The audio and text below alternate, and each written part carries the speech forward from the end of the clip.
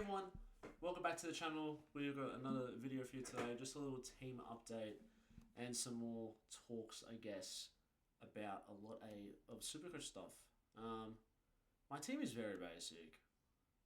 There's been a lot, the State of Origin game just happened, people kind of over-glorifying that, whether it's the Ruck contest. I've kind of made myself known about what I think about the Ruck contest on Supercoach. Talking about some like political shit. But yeah, a lot of people have been talking about the Rucks, and I'll go through that once I get to the Rucks. A lot of people are fading Cherry now. I saw like Phantom and shit like that. They're fading these some of these Rucks because they play badly. I think it's stupid to base off a State of Origin game. Like you're sharing around to Max Gorn, who's the best ruckman of our generation probably. I understand the new ruck rules, but they had no effect on Cherry or anyone, which I'll go through. Don't know, I've got all things set up. But yeah, based on pre-season so far, we've got the the pracky matches this week. Practice matches this week. I'm not going to pay attention to much this year in terms of the pracky matches. I'm not going to really. It's more rookies. Like, hey, who looks really good? There are a few rookies which unfortunately I'm missing right now. It's really annoying me, but I want to get these primos in. Yeah, I might have to sacrifice someone. I don't know. I'll figure it out. But yeah, so I was going to go for a more balanced look this year. Have at least 3 or 4 primos in each. So, the full line, these two, and in Flanders, that's my 3rd primo. And rookies, 3 primos, 2 mid prices who should be good. Rookies, 3 to 4 primos here, and then 2 to 3 rookies. Only mid prices we're going to Young and Parish because that's the only ones I really believe will do well this year. I don't think any others will do well. Sorry, I'm just messing with my hair. So yeah, going through Wangening is. I was looking to fade him. I'll admit, I was looking at it. If I could fucking type. I was looking at it. What am I on there? Just gonna say why am I having like autism? Probably shouldn't say that. I'm sure the 40 viewers would be pissed. How do I check the fixture? Is this so annoying? Am I stupid? Where's the fixture? Finally, okay. I was thinking of airing him, but here's the thing, right? With Wanganeen, his end to the season last year was phenomenal. If you look at his stats, his year was incredible, right? So he gets to the bye, and then he just keeps going. He has 2 scores under 100, 149, 162, 140, 150, 140. He went over 40 about 4 or 5 times last year, and that's when he was playing midfield / halfback. He got tagged by Jordan there. And then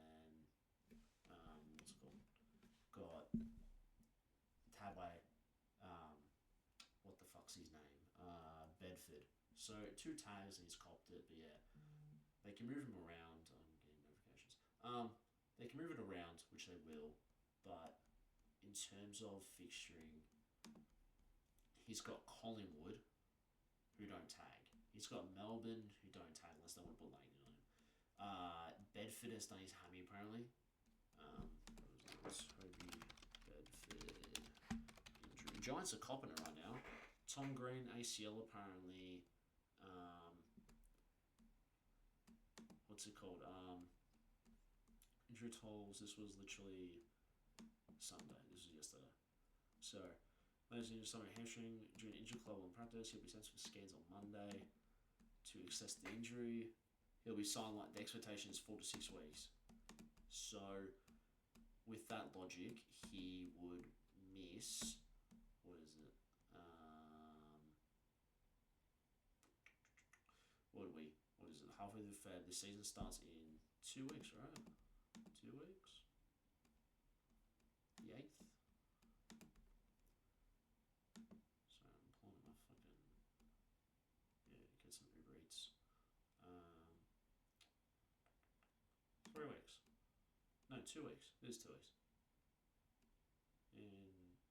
Well, 3 weeks if you go off yesterday. So about 2.5 weeks because it starts on Thursday. So about 2.5 weeks. He's out for 4 to 6. He's out to at least roughly the worst case scenario. He's out till April. So he'll miss all those first 4. But yeah, Finn Callahan hurt as well. That's big. So no one's gonna start Callahan now.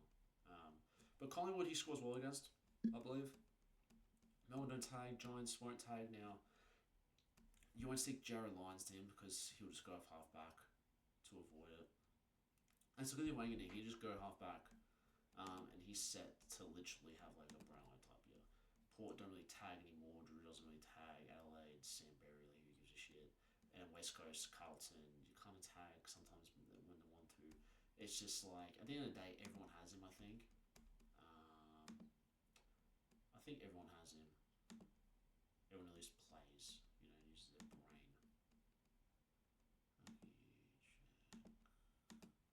Actually, Supercoach player by the I don't even know how to check fucking ownership on this. I hate this. Yeah, it's not here. I hate that. Like, can we make it so it's there? Because now I have to do this. I have to fucking trade him. And then, over 50%. There you go, it's over 50%. And then those last... Rosie is kind of self-explanatory as well. He's got defender status, so... I mean, you can take him. Tom McCarthy's an interesting one. Tom McCarthy has apparently, as they would say, he's been training the house down, as they would say.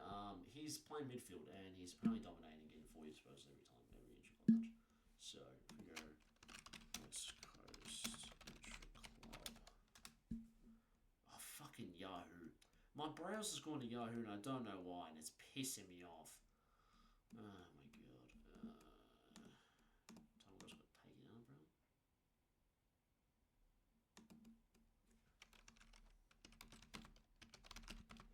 West Coast.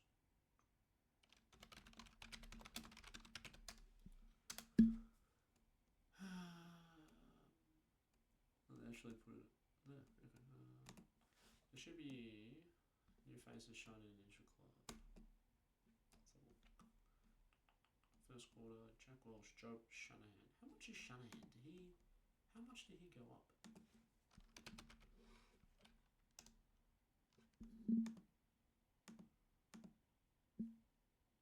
$271. That is a bit too much for me. The blue midfield of Harley Reid, Tom McCarthy, and in Sulphosaurus, Elliot Yeo soon going on top. So like he's playing midfield. Like.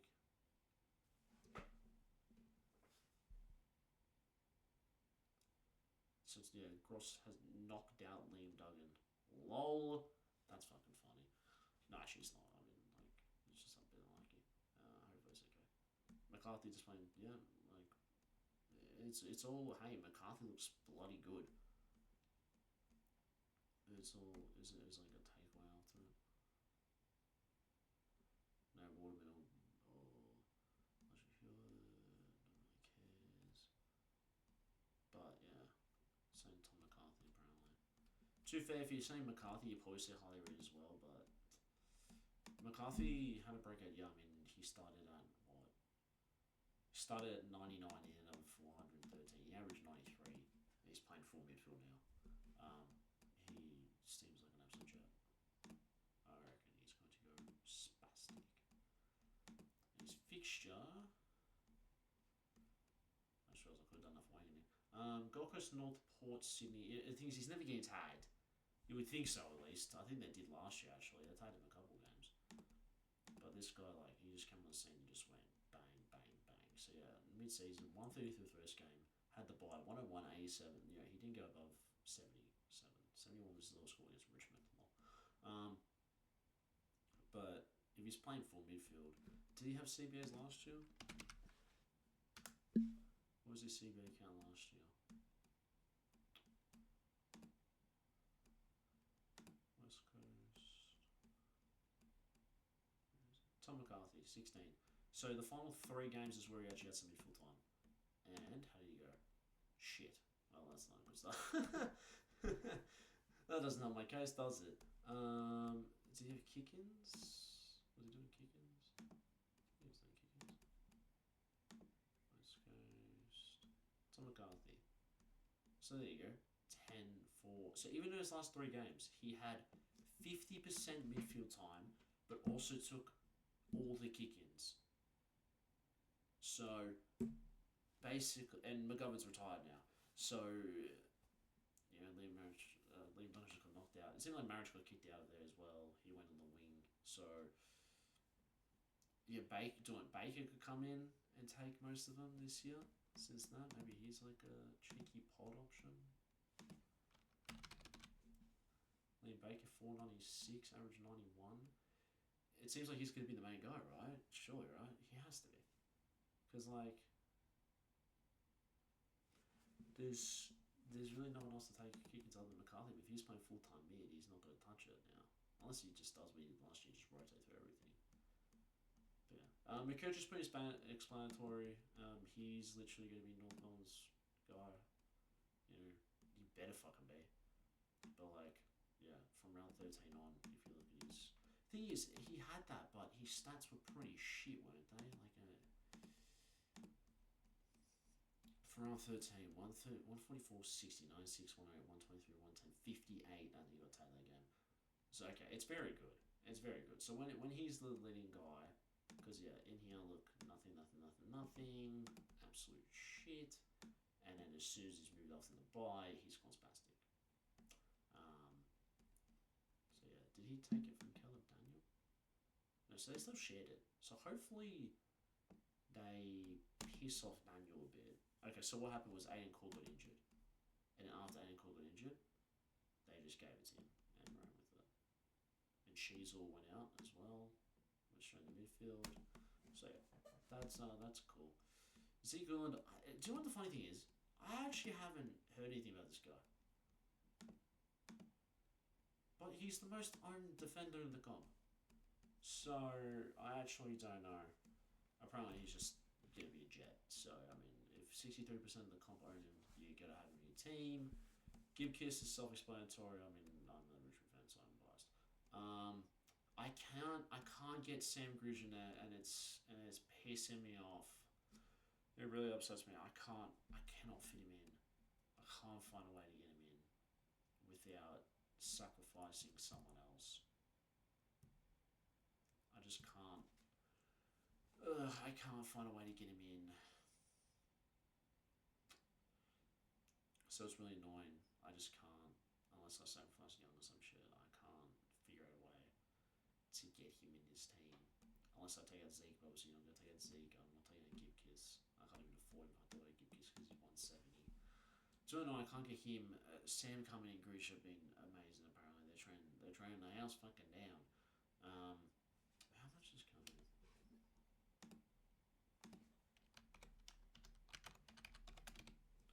Apologies for this here. Every single click, man. It's 176.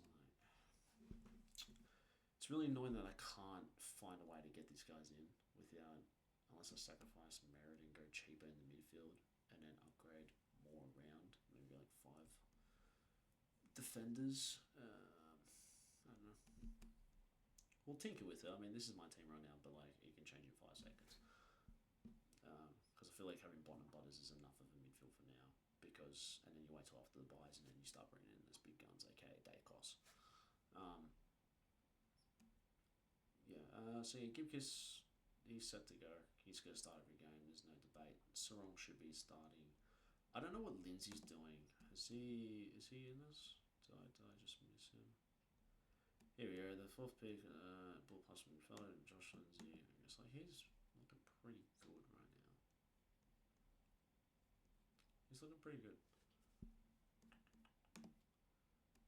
And then, yeah, Bon and Butters are just too good to pass up. I don't care that he's the buy. To be fair, same logic. When's his bye? He's got Giants without. He won't get tagged.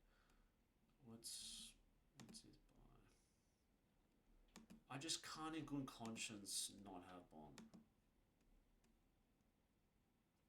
Yeah, here's the round 3 price. So logically, like, I'm doing the same logic for Dacos. I'm just chucking out the window. But like, bro, I'm sorry. He averaged 130 last year, guys. Like, come on.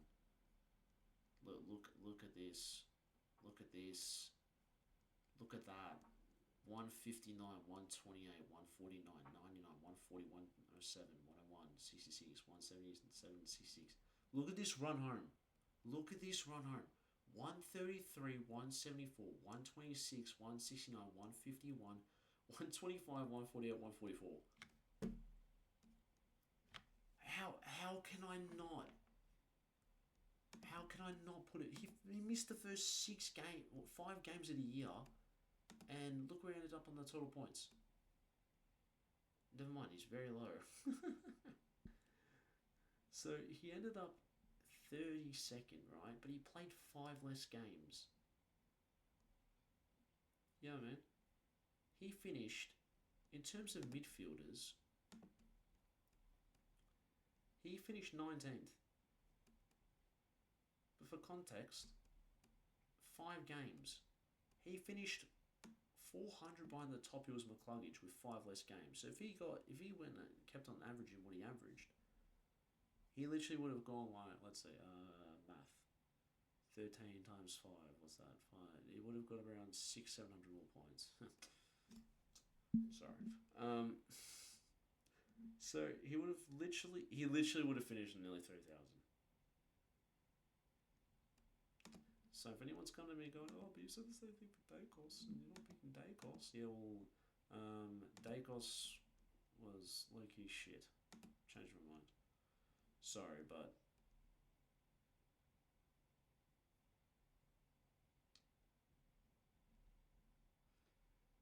started 630, went down to 580. Yes, had a good run here. Went down to 530. Decent run. You get him at the buy at 530.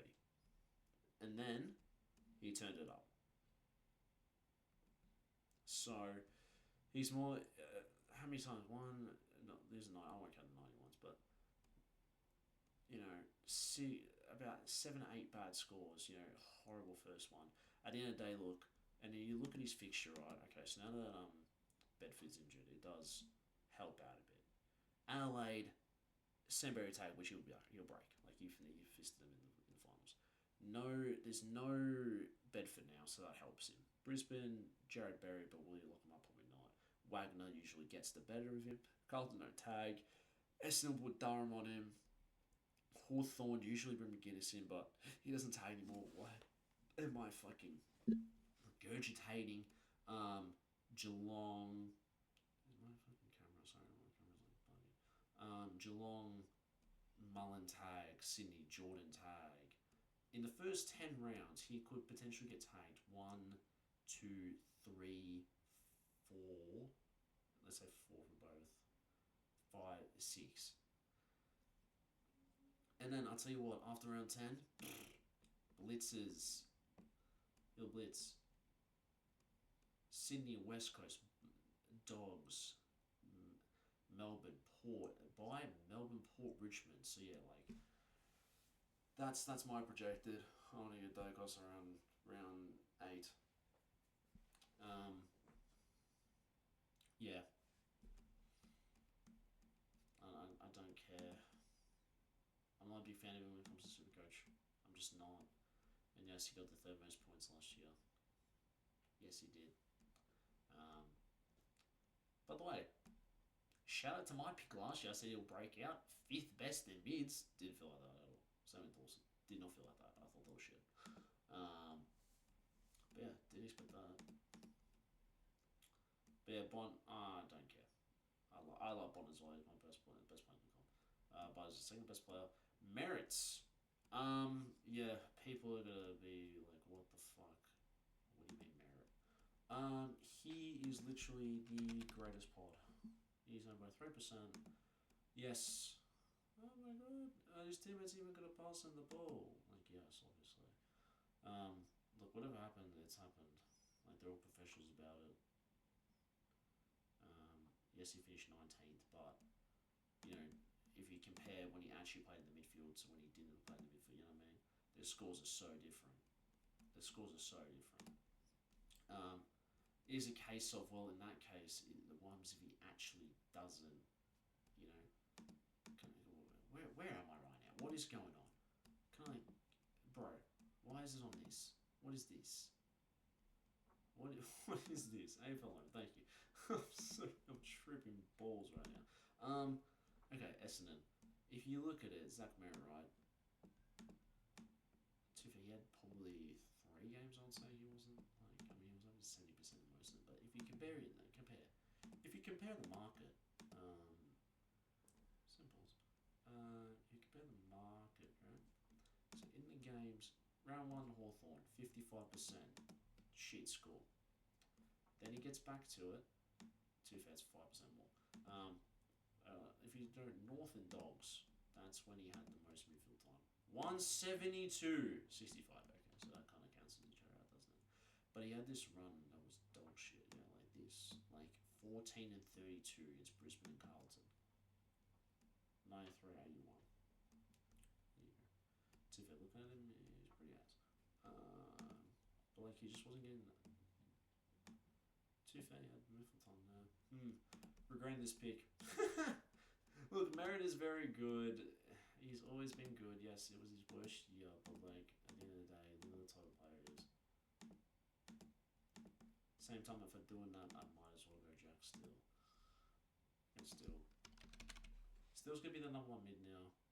It could be him. I'll put Merritt in for now. That third thing is the fact that I'm picking up Merritt for that third midfielder kind of means that maybe I just shouldn't have a third midfielder. I should just go Bont Butters and then build around it. Don't miss all the midfielders. You want to start with a really good midfield, because if you don't, you're cooked in the sense of like, you know, when they're doing well, like midfields are very expensive. Like Mariel's 640, Dacos is 630, Dunkley 620. You know, all the good ones are above 600k. It's very hard to get him in.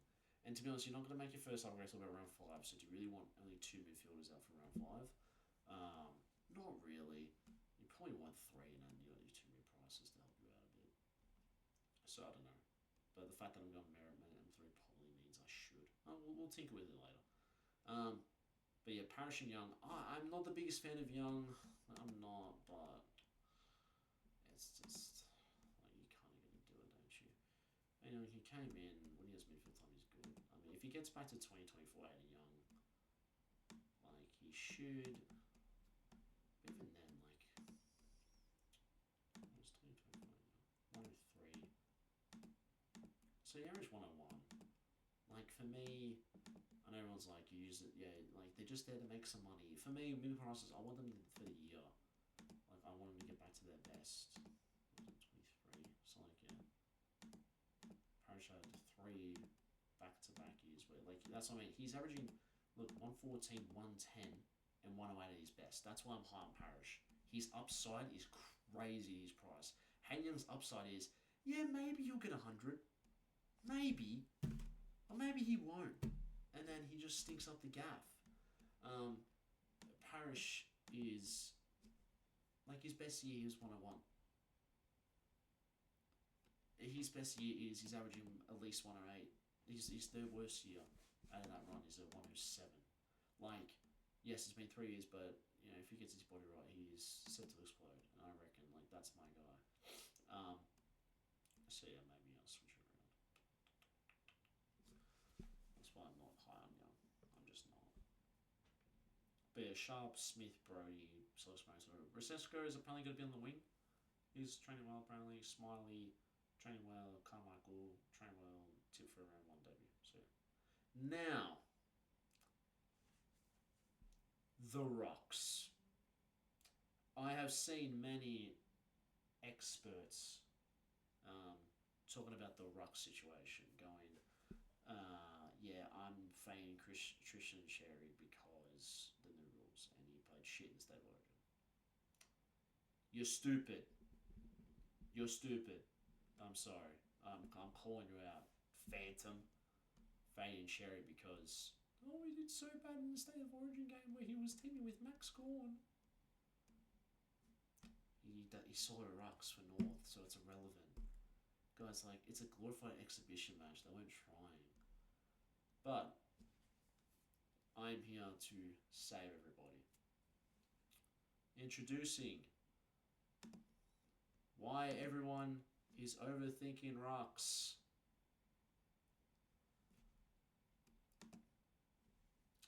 See, look at these animations, pretty good, right? Okay.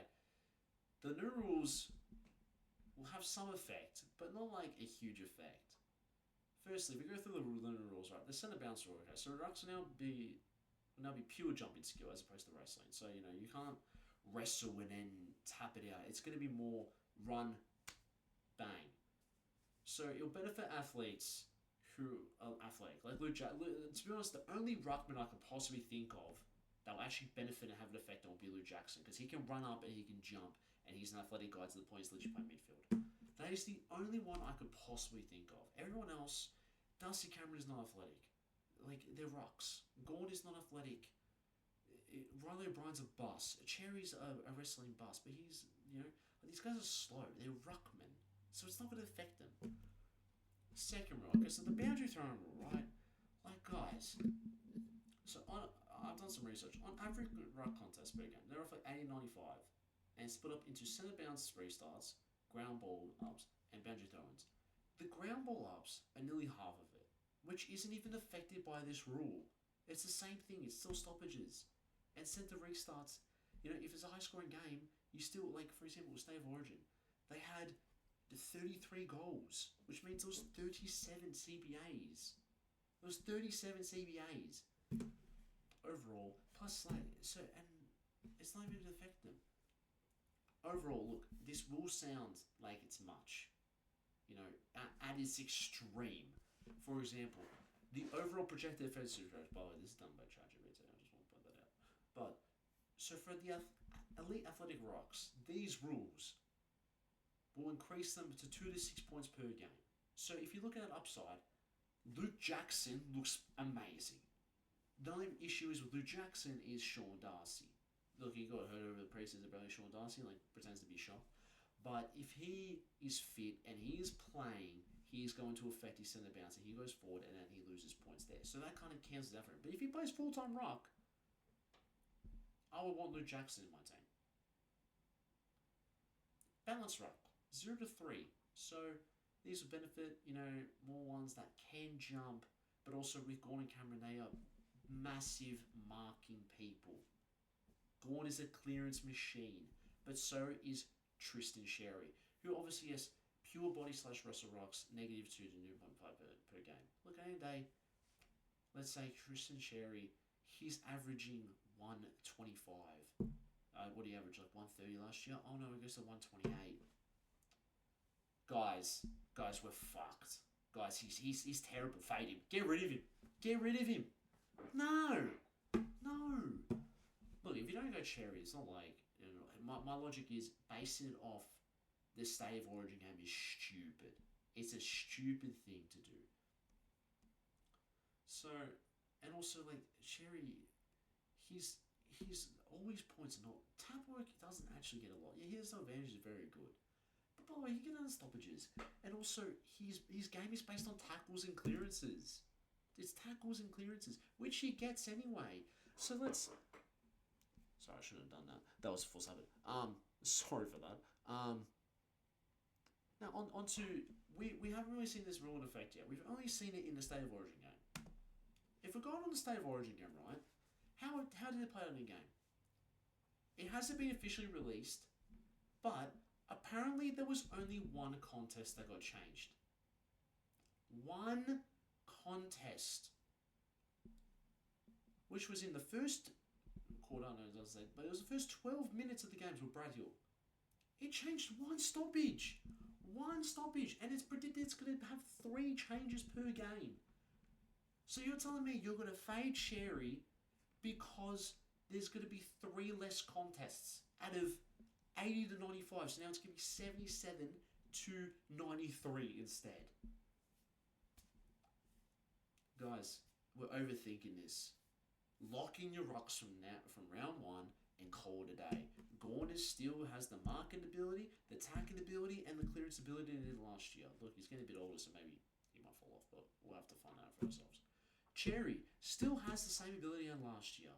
If they are not your top two, with Jackson on the cusp, with maybe Cameron and English on the third option, as the fourth and fifth, then you are wrong. Based off this, guys, the ruck's the same as last year. It's not going to have a major effect. It really isn't. It really isn't, because, and also like boundary, I think it was in an average scoring game, it's like 20 and then 12 stoppages. I think 15 stoppage ones and then 12 boundary throw-ins. Okay, cut off 3 of those. Oh no, now it's 9 boundary throw-ins. Good. Okay, and then maybe in some games it'll be more than one the other, or maybe some games.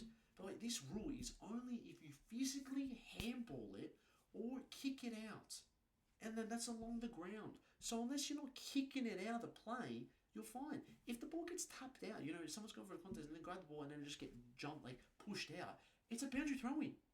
It's literally going to knock out 3 boundary throw-ins a game. Like, it's not going to have a big effect.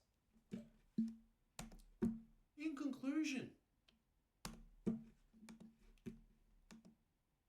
don't overthink it. And don't be dumb. Thank you for coming to my TED Talk.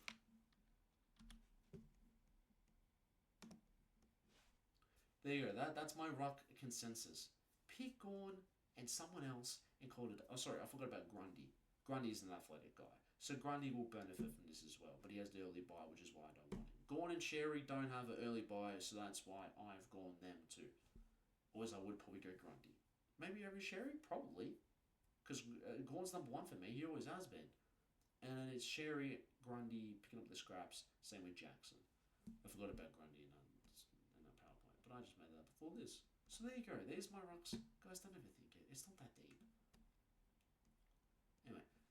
Now back to the forwards. The forwards are very simple this year. For the first time ever, the forwards are simple. You go Sheasel, you go Track, you go Flanders, and then you put some rookies behind it and you call it a day. Trelaw got hurt again, so he's not an option anymore. You can't trust his body, it's not worth the risk. In terms of forward primos, other than these two, sorry, I'm like getting aggressive about it. No, other than these two, there really isn't anybody. Rankin isn't playing the first game. Martin did his ACL. Phil Phillips a tall forward. Sam Darcy, you could start him, but he has the bye and he's a tall forward. Sam Taylor just did do his hamstring, so that kind of opens him up. Myers. Pickett is one that I want to have a look at. This is one that you can talk about, because at the end of the day, who is that Melbourne midfield? It open. Let's look at CBAs from last year. Let's look at the CBAs from last year. Clayton Oliver has left. Petrarca has left. Viney is injured for half of the year. They bring in Jack Steele, who will be the main midfielder. Now, you have 2 spots in the starting centre, and then you have a 4th one who comes in and rotates. Because you're not going to the same 3 every single time. I mean, you've seen the Bulldogs, they swap with 5. They swap with like 5 players. Anyway. There's 2 people who I'm looking at that could break out. Cozzy Pickett. Look, he was already in 70%. Look at this. How did he actually score? I didn't think he was doing... I didn't know he had that much mid-time last year. He averaged 91. I didn't realize he had so much mid-time. So he has some consistency scoring the games, because he only goes 100, 1, 2, 3, 4, 5, 6 times. Obviously, he was suspended. But at the same time, he's had a full pre-season training in the midfield. So it interests me. Another one is Trent Rivers. That interests me. Had 20% in the midfield, and he averaged... Obviously, he's an offender, so you can't really like... Is he going to be a top 6? Probably not. But he averaged 82, and he only had 20%. And that was only because he went ballistic here. But at the same time, you take out Oliver, you take out Track, you take out Viney, you put Steele, and then you have 2 to 3 midfielders that you need filled up with. You've got Harvey Langford, who would be one. Let's be honest. So I reckon it's going to be, until Viney comes back, it's going to be Steele, Pickett, Rivers, Langford. No, that's not a specific order. But those are the four that I believe Melbourne will be backing. You got, and all these guys are forwards. Like Xavier Lindsay's not. McVeig's gone. I don't even know what he's doing. Salem, no. So Langland's a wingman, and Johnson, no. Fullerton, Ruck. So you take out these people, and that's their four. I believe that's their four. So Cosy Pickett is one that you could potentially start, but it would be if you want to go three. If you want to go Sheezel, Petra, at the end of the day, he's fourth to these three. So if you want to start three forwards, these are your three forwards. Yes, these two have a bye, and at the same time, Flanders is the guy for that midfield now. They've got McRae, Steele's left, so they've got McRae, they've got Flanders, Phillip, who's going to be in there, which is why he's there, Tom Marshall, tall forward if he's fit, yes, Devin Robinson looks like he's going to play, blah, blah, blah, blah. That is my team. Dersma's the one pick, so he's in there for now. To be honest, I might not start him. I'm not really that high on him. I haven't seen anything. I mean, we just checked the West Coast Injury Club, and I swear he didn't even get mentioned.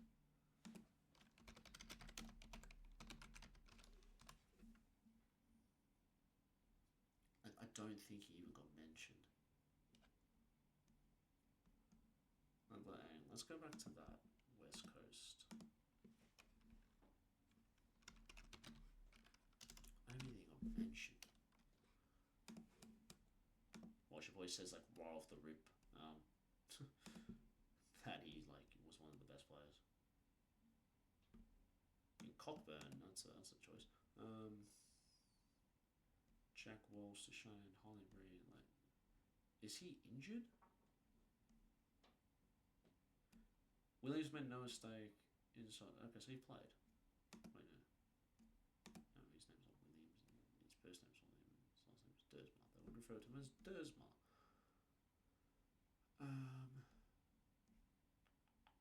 There we go. One of the highlights of the day for sensation center clearance at 3, and as he found the wide way pit Dersma streaming into a kick a brilliant 50-meter ball. It's like he's around it, but I don't really know where he fits in this team, because you've got Reed, you've still got Tim Kelly. I mean, logically, you should be kicking him out. But you've got McCarthy, you got Reed. That's like a young core. You know what I mean? Is Dersma the third guy in there? You got Elijah Hewitt, who also, what was there? I don't know, I already checked it out. So Tim Kelly, Hewitt got some time. Ho got some time. Graham was in there a bit. Clay Hall gets the rub as well. So even Baker at the start of the season, you got Tom Gross is coming in as well. McCarthy's broken in those last 2 games. Duggan even was in there. Gimby was even in there. So it's like, does Dersma get in? And then you got Devin Robertson's come in. They've signed Finn McRae as well. There is a lot of bashing for a spot in that midfield, and if he's not playing midfield, he's playing off half forward, he's rotating in. I don't want him. I simply don't want him. So yeah, I don't know. We'll play around with the team, but right now this is what it is. We'll play around with this team a bit. Just wondering if I go super. Things you can't go. I've already got 4 defenders, and I'm not getting any more forwards, so there's no point in me going super cheap here. So, like for example, if I went Greece, Greece. So how do you spell this guy's name? I still haven't. How do you spell this guy's name? Okay.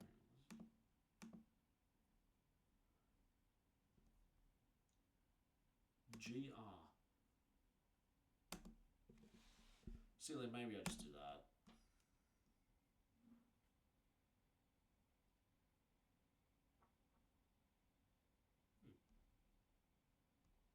Just a noise. No one's meant to be home. I might die today, guys. But what am I doing? Okay, so 178k now. See, that's what I mean. You might as well just go. So you can't. So I can't get Dacos again. So if I want. To be fair, those are locks, but at the same time, you don't want back to back, getting cut. So my logic would be the issue is I have no one to really unless do I do it? Do I do it?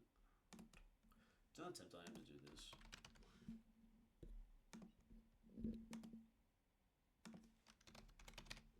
Do you know how tempted I am to do that? I'm like beyond tempted. I'm so tempted to do this. So like, this is my other option. Get all three of those guys in. Even could.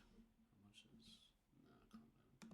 No, I can't remember. If you get Grundy in somehow, like I'm tempted, bro.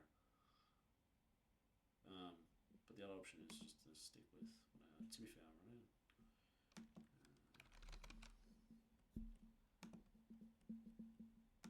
The other alternative is just do that and then pick any midfielder.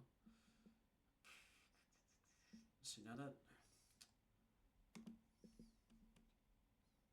is, Rao doesn't get tagged. That's my logic.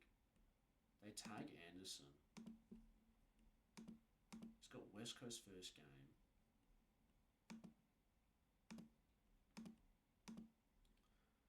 He's got West Coast, Richmond, by Melbourne. So those are three games that he could go absolutely crazy on. At the same time, like round 0 does determine it because like if Dacos gets 60, I'm not starting him. If he gets 150, I might start him.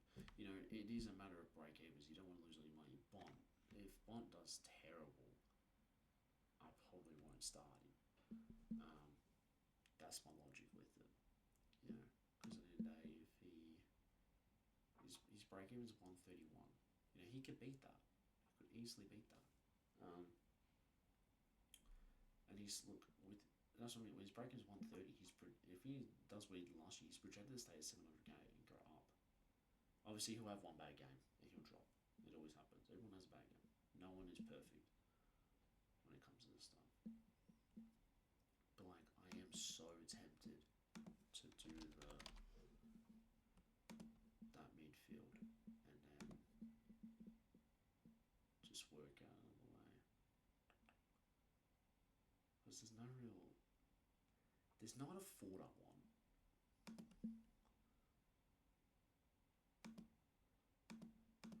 I don't want another forward.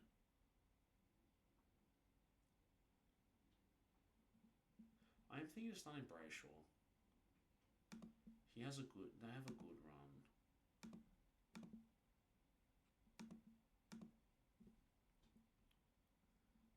Geelong, Melbourne, Richmond, Adelaide, Collingwood, West Coast. Those first 6 games, even then with tags, they go after Sarong. So if Mum wants to tag, you go for Sarong. Like he was so good last year. It just seems like a no-brainer to like look at his first 7 rounds. He could easily replicate that this year. Then he had a few bad ones, but then he picked it up. You know, he had a very good year. He only went 1, 2, 3, 4, 5 scores under. He only went 5 scores. There's match sims on now. I actually didn't know that. John played off my brother. With that, he didn't go below 80 once for the year. I'm going to start him. I'm sorry, wait, hang on. I keep forgetting. Do they have the bye?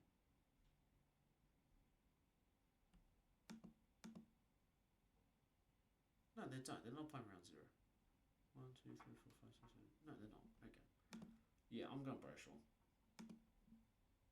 He's consistent now, and he doesn't get tagged. I don't want Young.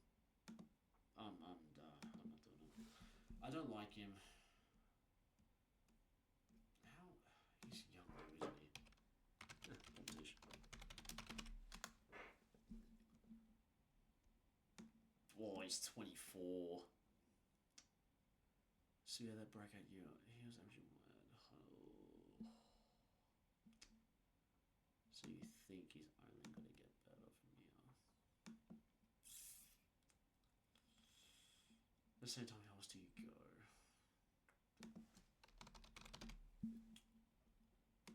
the same time, who else do you go? Yeah, have Brayshaw and Gridge, or Desmond Merritt play Brayshaw and Gridge. So yeah, he's tipped to play. Yeah, I mean, they said before I started recording this, they said he could play AFL last year if he wanted to. So yeah, we've got a great core. We've got a great young core. Like, do you know what I'm saying? Put Lawler in this team. I would love Lawler in this team, but it's just not realistic. I can't fit coming in either, which is really annoying. But at the end of the day, those are the guys. Yeah, I'm gonna leave it there. We've talked about the Ruck situation. We've talked about everything. Little team update before match. It was on before actually. One was on right now apparently. Had no idea. I'll check it after. But yeah, that's my team. That's my logic of all these picks. Yeah, Young being 24 has changed things for me. Because that's the age. Because like Dustin Parish was his age. He's 28, so yeah, that 3-year run, he was Young's age, going like I think 24, 25, 23, 24, 25. That's when he blitzed. So if Young gets that spot in that midfield, yeah, it's look, at the same time, he does just have to make some money. In the sense of like, he probably won't be there the whole year. In his games, I believe, he came back. But at the same time, look, 55 with 35 minutes got injured, 49 got injured, 103, 120, played 74 minutes, played 10 minutes, got injured again. You know, managed him. Didn't get the mid-time. But I look back at that year where he did well, and it doesn't impress me at all. Yeah, like good run, shit, decent, shit, good, shit, good, good. Like, I had a great run to the end of the year, but then shit. So it's just like it also depends on his minutes. Like, it seems like every time he gets above 90, other than this game, he does really well. Because he doesn't above 90, he's shit like 64% there. Don't know what happened there. I think that was the thing with him. Like, he's had 2 really bad games and then he went good. To be fair, I traded him. I didn't regret trading him at all. Like, he was shit in most games. He had a good end to the year, but I feel like I'm getting sucked in here. But the problem is I have no one else to go. And then also one in Kane Coleman is near. He was trying to half forward, apparently. So Kane Coleman, unfortunately, look, if he starts a 2-3-3 and actually blitzes into a like literally a Premier halfback, then I mean, so be it. At the end of the day, the defense is stacked. If you look at averages from last year, you can see your Ruck, mids, obviously, defender. But at the end of the day, look, if you look at top, mids are the best scoring. They are. That's why I want to start midfielders instead of, starting. Which is why, like, if Parish wasn't existent, I would go rookie and primo. I would start Davis. I would actually probably would have. But yeah. My keys for this year are balance. Go mid prices that will do well. Young and Parish are only mid prices. I'm not going like, as much as I like Sam Banks, I like his game, I'm not doing that this year. I'm not doing what I did last year. McCarthy is a safe bet, I believe. He's playing midfield, he's a gun, so he will do well.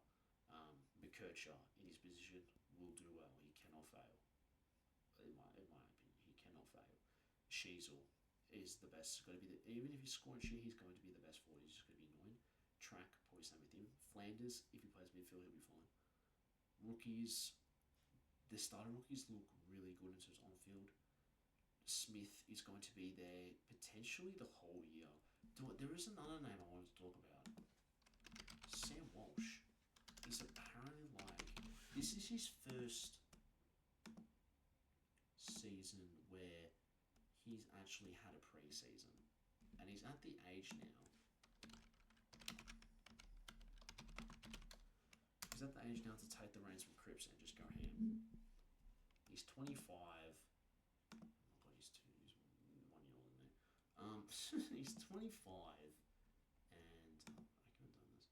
So if we look at his last 2 years, round 5 start. Round 5 start. Missed the first game.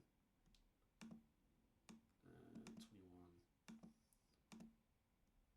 It's fine there. But he's averaged, he's had a pretty good average every year. 117 there, 101. So 117 his third year, 111, and then injury, and then injury. So, did he? Oh, I thought he had an injured start again. Oh no, so he just sucks. And then didn't play. Look, apparently he's training the house down, as they say, but apparently him and Jagger look really good.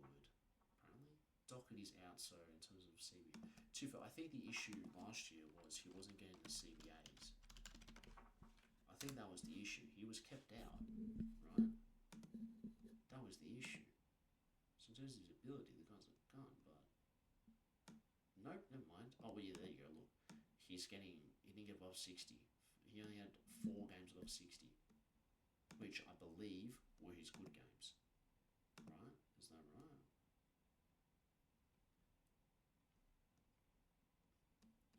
So he had... How do you bat against Richmond? So he had 38% against Richmond. Did shit. Did 74, 65, 61, 186, 108. Never mind, he actually did better without CBAs, according to this. But then, yeah, those 8 to 11, terrible. Had the bye, came out against SN 76, 110, got injured. Then did play the rest of the year. Then came in 52, 52, so didn't really give him in. Still did very well. 63% time on the field with 1 and 5 is impressive. You gotta remember also,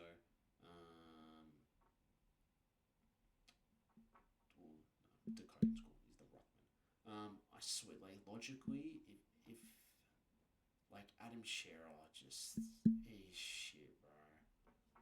You gotta put Walsh in there over Shearer. George Hewitt is getting to that age. Will you surely back Walsh over him? What are we doing? Look at his mid times, by the way. George Hewitt has the most with Adam Shearer. It goes George Hewitt, Cripps. If you look at it, look at the percentages. Walsh had 56. Shearer had 10% more. Hewitt had 20% more. Cripps obviously 80 is the more midfield. It blows my mind. I thought they were getting more time in midfield. And then you got Jagger Smith coming in, who just should be getting the reins with him and Walsh. Walsh is 25, he's prime now. Adam Shearer is, I think, he's doing as well, but he's also just shit. I don't remember at all. He's 26, he's 1 year older. And he's just not really doing anything. Walsh is a pod that I would consider, if they didn't have the bye, that is someone I would consider. Generally. After I'm going to be watching him very closely. After his bye. I'll be watching. If he drops, at the same time, he should absolutely belt us. I doubt it's going to be last year's. People were saying, oh, Richmond are better. Carlton are... Who knows what Carlton are going to be this year.